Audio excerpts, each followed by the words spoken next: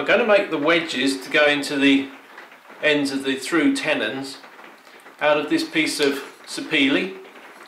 I've just planed it down to a thickness which is a little too tight in the ends. I'll cut them to the wedge shape and then I can plane off until they just fit in there nicely.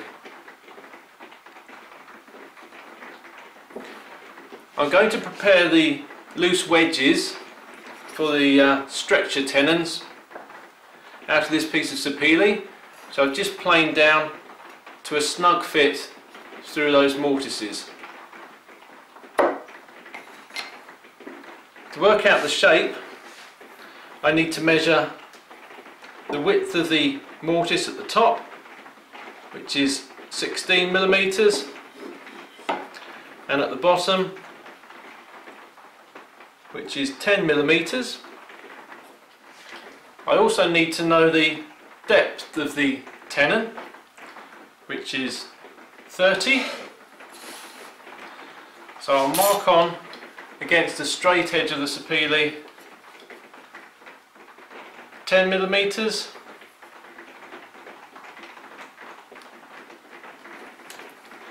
and 30mm further along I'll mark up 16mm.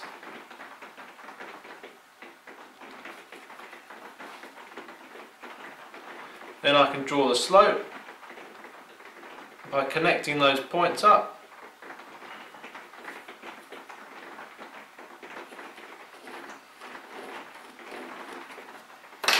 And the idea now is to extend beyond the bottom of the mortise, so I've got another probably 10mm,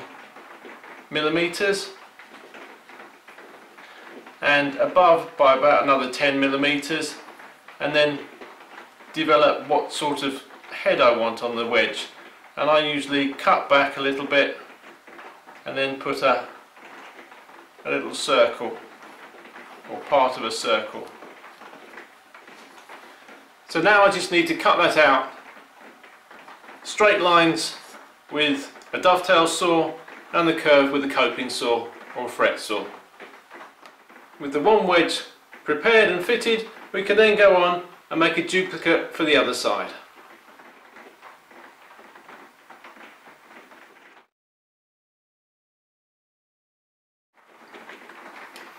I want to create individual feet on each leg, so I'm just going to leave about 3/4 of an inch to an inch either end, and use the end of a tin just to draw around to give me a nice curve.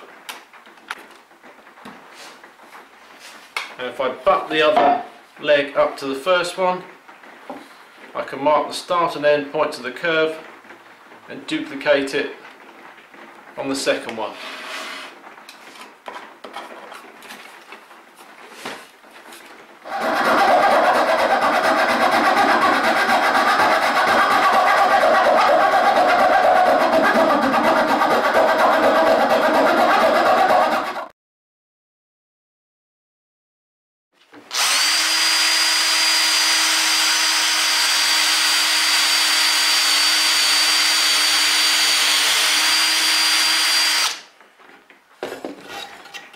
I've just drilled a relief hole at the bottom of the saw cut for the wedge tenon.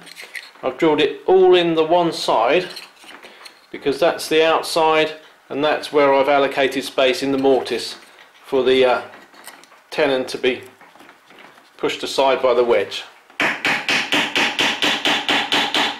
By weakening it with that hole, it will bend a lot easier on this narrower section.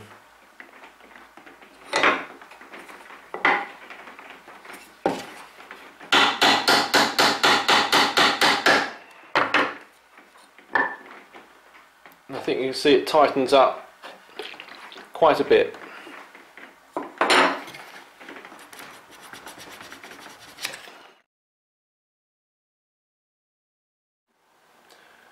I'm using a 1/6 dovetail marking gauge just to mark for the bevels at the ends of the seat.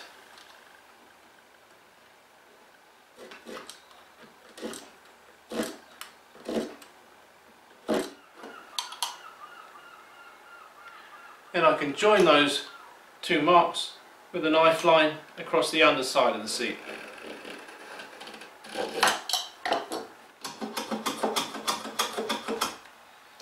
Planing from the back side here will prevent breakout when I plane the full length of the bevel.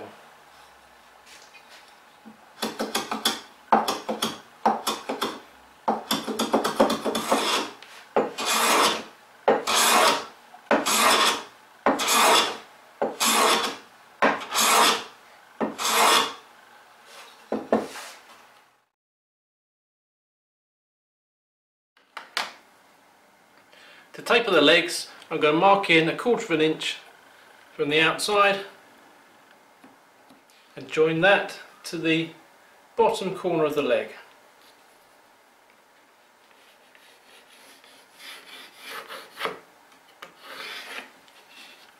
And I can simply plane off the excess.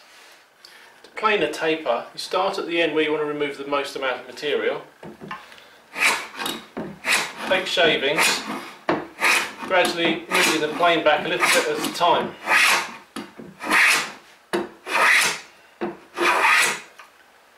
You'll take more off here than you will here, and more here than you will there, and eventually you get a taper. You have to work back where you start the plane until eventually you get back to your very start position at this end. Perhaps the first time you do a set of shavings you won't get right down to your line, so you just go back and start again.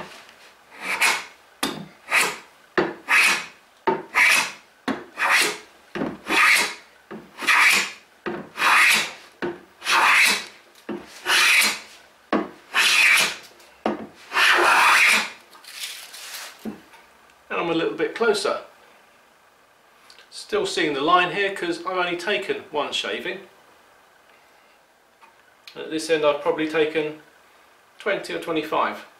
So I'll keep doing that until I get down to the line.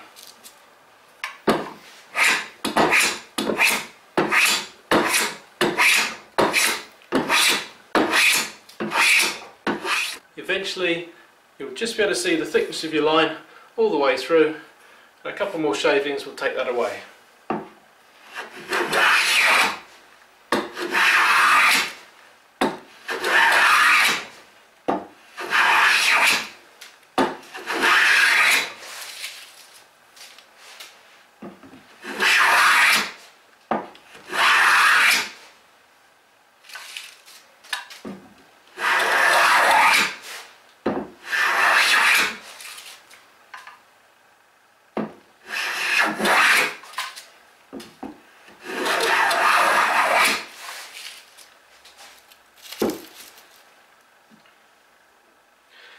Then take a block plane and just round off the edges.